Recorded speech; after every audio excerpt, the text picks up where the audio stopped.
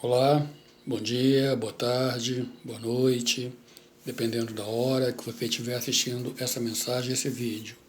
Meu nome é Jorge Gomes, esse é o canal jgomes.gomes, que tem o objetivo de levar a você a mensagem da Palavra de Deus e dizer a você que Jesus Cristo está voltando. Hoje eu quero falar a você sobre um acontecimento, o maior acontecimento que é da história da humanidade, na verdade. Existe uma passagem no livro de Isaías, profeta Isaías, capítulo 53, versículo 5, em que diz assim: Mas ele foi ferido pelas nossas transgressões e moído pelas nossas iniquidades. O castigo que nos traz a paz estava sobre ele, e pelas suas pisaduras fomos sarados. Isaías 53, versículo 5. Eu quero que você feche os teus olhos e você imagina. 2020 anos no passado, uma grande multidão gritando enfurecida. Havia naquela oportunidade um homem que ia ser condenado injustamente e outro que ia ser condenado por ser um assaltante, um cara que provocava confusões, dissensões, homicida. Então, o nome desse cara era Barrabás, e havia Jesus. E os religiosos daquela época tinham muito ciúmes, muita inveja de Jesus, porque Jesus veio pregando com autoridade que eles não conheciam naquela época. Jesus não veio falando de uma forma religiosa, ele veio trazendo uma novidade, e eles diziam que ele era o Filho de Deus, e ele é. Então aquelas pessoas não podiam compreender isso e aceitar isso, e diziam que era uma blasfêmia. Só que Jesus provava o que dizia através dos milagres que ele fazia. Ele ressuscitava mortos, ele dava vista aos cegos de nascença, ele fazia os paralíticos que nasceram paralíticos andarem, ele curava leprosos. Ele fazia tudo o que um ser humano normal não podia fazer. Ele dizia que ele era filho de Deus e ele provava que era filho de Deus. E os sacerdotes, os religiosos daquela época, eles tinham a Torá, que eram os 5 livros de Moisés com a lei, e que falava da chegada do Messias. Eles tinham o livro de Isaías, que está onde eu li essa passagem, o castigo que nos traz a paz estava sobre eles. Eles conheciam o profeta Isaías. Tudo que Jesus fez estava prescrito no Velho Testamento que eles conheciam. Mas eles se encheram de ciúmes, de inveja, porque eles eram os adorados daquela época, eles eram adorados. Ninguém podia falar contra um sacerdote, contra um sumo sacerdote. Mas chegou alguém ali com um poder que o sumo sacerdote não tinha. Então eles tramaram um jeito de levar Jesus à morte, por ciúmes, por inveja. E levaram Jesus diante de Pilatos. E Jesus foi julgado. Então havia naquela época uma oportunidade de dar liberdade a um preso. E o rei ofereceu: olha, eu posso libertar Caifás. Então os sumos sacerdotes atiçaram o povo a gritar: não, liberte Caifás e prenda Jesus. Então ele perguntou: mas o que farei de Jesus chamado Cristo? E aquela grande multidão começou a gritar: crucifica-o, crucifica-o, crucifica-o. Então um dos soldados chegou lá, deu um tapa no rosto de Jesus, tirou as vestes de Jesus, colocou uma roupa humilhante nele e levaram ele para a cruz. Chegando na cruz, muita gente observando, e Jesus sendo o próprio Deus, podendo se livrar daquela cruz. Uma vez, Jesus estava pregando com os discípulos deles, e um dos discípulos, porque o povo estava muito rebelde, perguntou assim para Jesus: Senhor, quer que peçamos que caia fogo do céu e os consuma? Jesus os repreendeu e disse: o Filho do Homem não veio para destruir, mas para salvar vidas. Ele podia ter feito cair fogo do céu, mas ele tinha que passar por aquilo, porque o castigo que nos traz a paz, que nos traz a nossa salvação, estava sobre Jesus. E ninguém mais podia pagar esse preço, porque só ele é justo, só ele é santo, só ele podia ser aceito por Deus como aquele que pagou o pecado da humanidade. Então levaram ele para o monte chamado Caveira, o Gólgota. deitaram ele numa cruz imensa, você imagina, botaram ele de mãos abertas, pés, pegaram o cravo, que era um prego desse tamanho, enfiaram aqui no punho dele. Você imaginou aquele martelo descendo, pá, estourando o pulso de Jesus, a mão de Jesus, o outro na outra mão, depois pegaram os dois pés, colocaram um em cima do outro e pegaram o cravo e enfiaram na cruz. Jesus sentiu uma dor sem igual, pegaram uma cruz, uma coroa com espinhos desse tamanho e cravaram na cabeça de Jesus. Eles não botaram assim um carinho não, eles cravaram na cabeça de Jesus e o sangue correu pelo corpo dele, aquele sangue que purifica o teu pecado.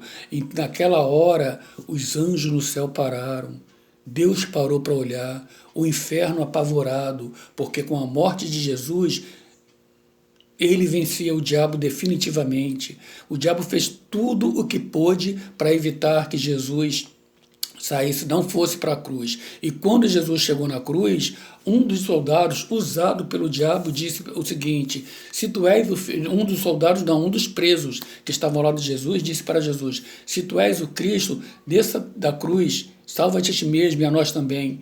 Porque o diabo queria que Jesus descesse da cruz, porque ali a obra de Deus não seria completa. Mas Jesus ficou até o fim e, pelo contrário, pediu: Pai, perdoa-lhes porque não sabem o que fazem. E os anjos no céu olhando com tristeza e com alegria, porque sabia que a obra de Deus tinha que ser feita, mas olhando a que ponto o ser humano chegou.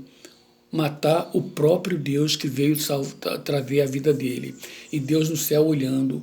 Quando chegou a hora terça, hora sexta, Jesus, a Bíblia fala que ele expirou, ele entregou o seu espírito. Naquela hora houve trevas sobre a terra. Tal grave foi a ação do homem. A terra ficou escura. Aí os homens que o crucificaram começaram a ficar preocupados. Realmente, um disse, realmente esse homem era o Filho de Deus. E ficaram com medo de acontecer o que aconteceu. Houve trevas sobre a terra durante 3 horas. Todos ficaram em silêncio, conscientes de que aquele homem era diferente. Mas naquela hora, quando Jesus expirou, ele não foi para o céu, ele desceu, ele foi nas profundezas da terra, foi lá no inferno. E agora, como Deus Todo-Poderoso, ele chegou para Satanás, ele não pediu, ele arrancou a chave do inferno das mãos de Satanás. Satanás se recuou na parede, os demônios tudo apavorado no canto, porque ali estava o próprio Deus que podia consumir eles ali. Jesus chegou. Diz a palavra que ele ficou por 3 noites, 3 dias no ventre da terra, lá embaixo. E chegou lá, havia aquelas pessoas que rejeitaram a Jesus. Havia lá Judas Iscariote, tinha acabado de chegar lá Judas Iscariote, traiu Jesus por 30 moedas de prata.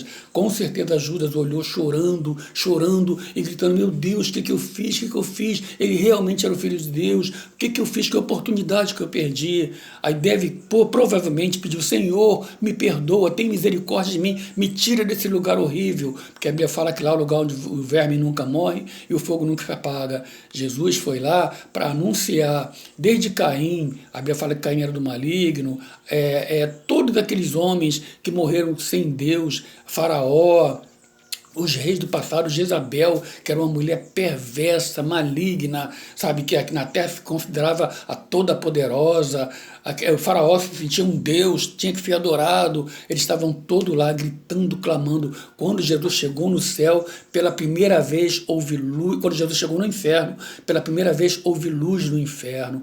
Todas aquelas trevas foram dissipadas, porque Jesus, o próprio Deus, feito homem, estava ali no inferno. Pela primeira vez houve paz no inferno, porque Jesus chegou lá para anunciar: eu sou o Messias prometido, eu sou aquele que vocês rejeitaram, eu sou aquele que durante a vida de vocês tiveram a oportunidade de aceitar, de ouvir a voz de Deus e de se entregar a mim e não fizeram. Vocês fizeram a escolha de vocês, agora vocês estão aqui. E todos devem ter gritado: Senhor, me tira daqui, pelo amor de Deus, me tira daqui, me tira daqui. E Jesus disse para eles: vocês já estão julgados. Naquela época, tanto o paraíso quanto o Hades ficavam próximos, um ao lado do outro. Tanto que naquela parábola do rico e Lázaro, o rico, quando morreu, ele viu Lázaro no reino do seio de Abraão, e ele pediu que Lázaro fosse molhar a ponta do dedo na língua dele para tirar ele daquele tormento. Aí naquela hora, Jesus pegou o paraíso, que ficava ao lado do inferno, era o pessoal salvo que servia a Deus, pegou o paraíso e levou para o céu. A Bíblia fala que ele levou o cativo o cativeiro, tirou o paraíso das profundezas da terra e levou para debaixo do trono de Deus. A partir dali, houve separação definitiva dos povos. Não que o povo que estivesse no paraíso estava em sofrimento, era um lugar de paz. Havia o paraíso aqui, havia um grande abismo no meio e havia o Hades do outro lado, onde estavam os perdidos. Jesus tirou o paraíso e levou para o céu. Depois que ele pegou todo mundo, que ele tomou a chave da mão de Satanás e falou: agora você está vencido, tudo é meu, todo o poder me foi dado nos céus e na terra. Satanás cheio de pavor, ódio, que ele sente ódio, mas cheio de pavor, porque Jesus é Deus. Jesus pegou a chave do paraíso, a chave do inferno e levou para o céu, e levou o paraíso para o céu.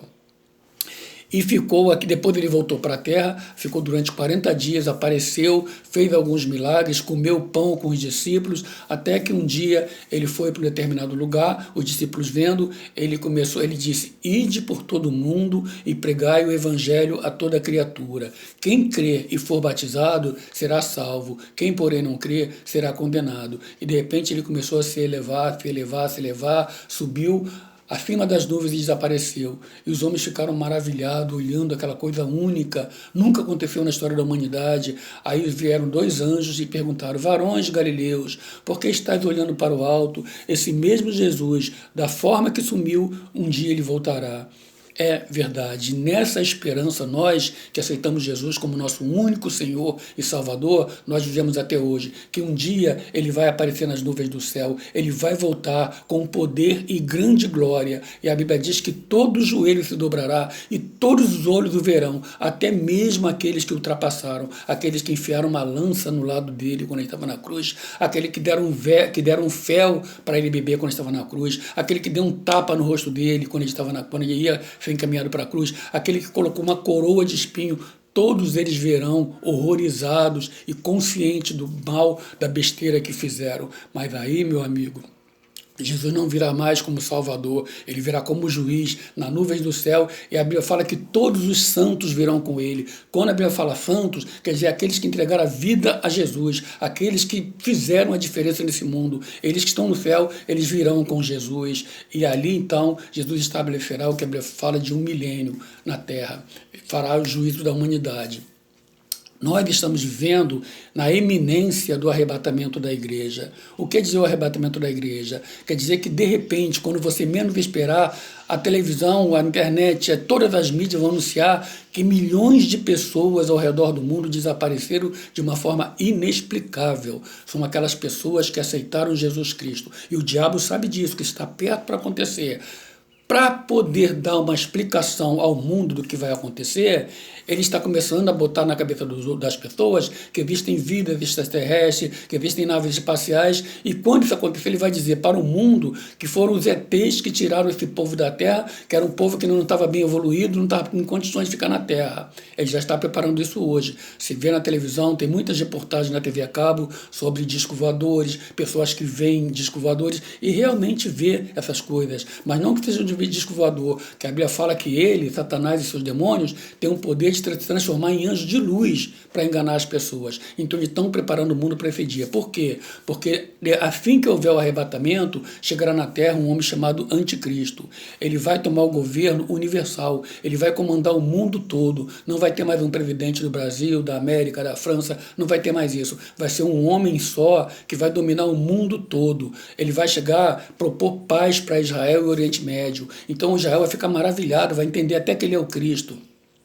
Ele vai conseguir finalmente aquilo que ninguém conseguiu, construir o 3º templo, o templo de Israel, e vai instalar paz entre os árabes e entre os palestinos e os judeus, árabes e judeus. Isso vai ser uma coisa fantástica. Isso vai durar durante 3 anos e meio. Depois de 3 anos e meio, ele vai entrar no templo que ele construiu, o 3º templo que vai ser construído, ele vai querer ser adorado como Deus.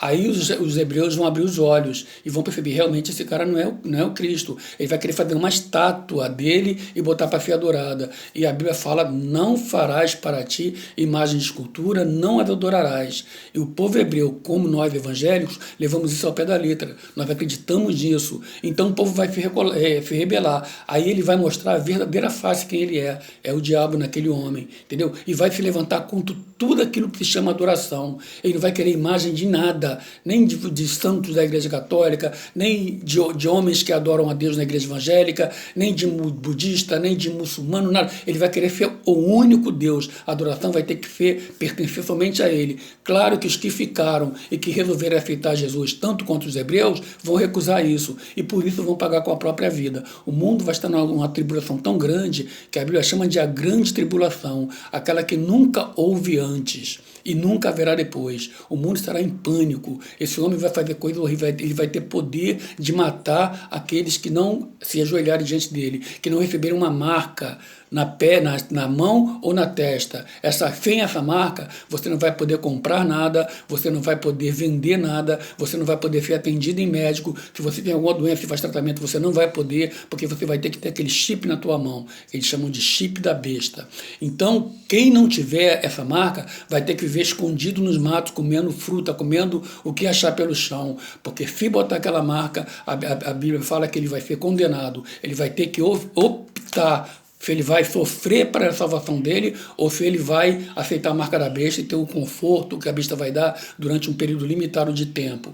Porque hoje é o tempo da graça. Hoje você é salvo pela fé. Se você entregar a tua vida na mão de Jesus, você está salvo. Se você confessar ele como seu único Senhor e Salvador, os seus pecados são perdoados. Mas naquele dia, você que está na igreja brincando de ser cristão, se você for deixado para trás, a tua salvação vai ser comprada por sangue, e dessa vez não pelo sangue de Jesus, pelo teu sangue, vai ser comprada pela tua vida, você vai ser decapitado, você vai ser torturado, você vai ser humilhado se você não negar a Jesus. E se você negar, você vai ter uma morte eterna, se afastando de Deus. A tua salvação vai ser pela tua força. Hoje a salvação é pela graça. Mas isso vai acontecer depois que o arrebatamento acontecer. E o arrebatamento pode acontecer a qualquer momento. Nós estamos esperando Jesus voltar. A nossa alegria é essa, que Jesus está voltando. O mundo está muito confuso, os homens estão muito violentos. Aqui no Brasil está se passando uma ditadura muito grande. As pessoas estão se sentindo donas uma das outras. As pessoas estão se ditando ordens. As pessoas estão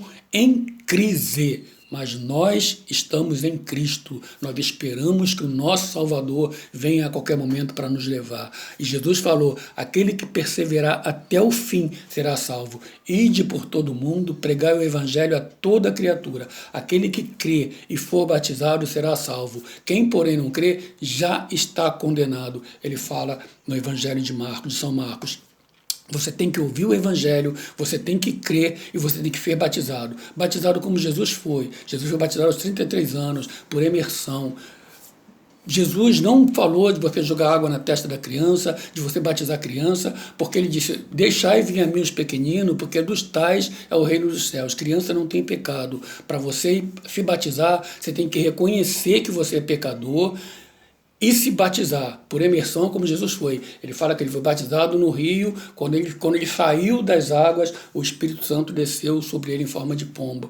A criança não tem maldade, a criança não tem condição de reconhecer pecado algum, primeiro porque ela não tem pecado, ela é pura diante de Deus. Então esse negócio que ela vai para o limbo, que ela vai ficar num lugar diferente, a Bíblia não fala disso. Jesus fala, deixai vir a mim os pequeninos, porque dos tais é o reino dos céus. Toda criança nasce com destino ao céu. Depois que ela cresce, que ela começa a conhecer o bem e o mal, é que ela tem que fazer a opção. Aí cumpre-se a palavra. Ide por todo mundo. A minha obrigação, a obrigação sua que conhece a palavra de Deus, é ir por todo mundo e pregar o evangelho. Prega na sua rede social, prega nos seus vizinhos, prega no teu trabalho, ainda que eles riam, que eles debochen de você, a tua função é falar que Jesus está voltando, para que o sangue deles não seja cobrado das tuas mãos, porque o inferno é uma coisa horrível. Por isso Jesus passou por tudo que passou, para que as pessoas não tenham que ir para lá. A minha obrigação, a tua obrigação, enquanto servo de Deus, é anunciar que Jesus está voltando. E a obrigação de quem ouvir é crer, se arrepender, aceitar Jesus e ser batizado. Porque, senão, quem não crer e não for batizado, não será salvo. Muita gente, eu sou batizado desde que eu nasci. Você não é batizado. Alguém molhou a tua testa com água, alguém fez alguma coisa assim. Porque batismo, se você for procurar no dicionário, batismo significa imersão. Procura no Google o significado da palavra batismo. Batismo significa imersão. Você tem que ser emergido nas águas e se tirar da água. Você é sepultado como Jesus foi e você ressuscita como ele ressuscitou. Isso é batismo. Isso é o que a Bíblia fala. Muita gente não vai concordar, não vai dizer, mas a Bíblia não fala sobre batizar a criança. A Bíblia não fala sobre criança ir para o inferno. Pelo contrário, Jesus para o limbo. A Bíblia nem fala em limbo. Você pode procurar a tua Bíblia, seja ela católica, seja ela evangélica, seja o que for. Não existe a palavra limbo na Bíblia. Tá? Não existe. Agora, os homens estão cheios de doutrinas feitas por eles mesmos, mas a palavra de Deus diz, aquele que crê e for batizado. Para você crer, você tem que ter entendimento, e uma criança não tem entendimento. Jesus está voltando para buscar um povo que fez a opção.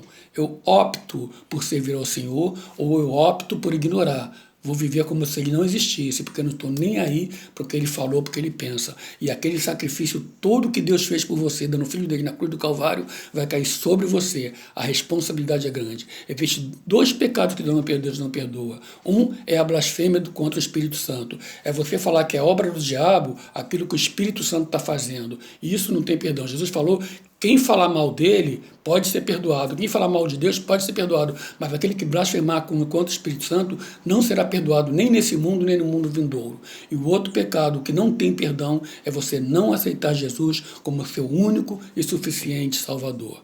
Não tem perdão, porque foi ele, não foi nenhum outro profeta, nenhum outro homem que morreu para que você tenha a vida eterna. Todos os grandes líderes religiosos desse mundo que morreram estão na sua sepultura, têm os seus restos mortais descansando em algum lugar, em algum cemitério. Mas Jesus foi o único que morreu, ressuscitou, venceu a morte, venceu o diabo, está vivo à direita de Deus, esperando a ordem de Deus para vir arrebatar a igreja e depois aparecer na nuvem do céu acompanhado dessa igreja para julgar o mundo. Meu amigo, a coisa é séria, mais séria do que você pensa. Jesus está voltando, essa é uma realidade que não se pode negar. E você precisa fazer a sua escolha. Vida ou morte, qual vai afetar? Amanhã pode ser muito tarde. Hoje, Jesus Cristo te quer libertar. Ah, mas os meus pais, eu sou da religião do meu pai, sempre foi assim. Jesus não tem compromisso com religião. Jesus tem compromisso com arrependimento. Arrependei-vos, porque é chegado o reino de Deus. Tem uma nova vida diante de Deus. Viver como um filho de Deus e não como uma criatura. Fazer de Jesus a sua prioridade. Ter compromisso com a Bíblia, com a palavra de Deus. Ler, saber o que Deus quer de você. Ter contato com o teu pai. Assim como você tem compromisso com a tua família, com o teu emprego, você tem que ter compromisso com Jesus. Fazer a diferença nesse mundo. Jesus está vindo buscar um povo que fez a diferença nesse mundo. Tá bom? Essa é a minha mensagem de hoje. Que o Senhor te abençoe e te guarde. Que o Senhor faça resplandecer o seu rosto sobre ti e que tenha misericórdia de ti. Que o Senhor sobre ti levante o seu rosto e te dê a paz. E que o Senhor abra os teus olhos espirituais para que você veja e viva o sobrenatural de Deus na tua vida. Jesus está voltando e você precisa estar preparado para ir com Ele. Porque ficar aqui seria melhor se você não tivesse nascido. Fica na paz. Muito obrigado por ter assistido esse vídeo. Se você não concorda com alguma coisa que eu falei, leia na tua Bíblia. Seja ela católica, seja ela protestante. Leia na tua Bíblia e você vai ver o que a Bíblia diz em relação a isso. Fica na paz, em nome de Jesus.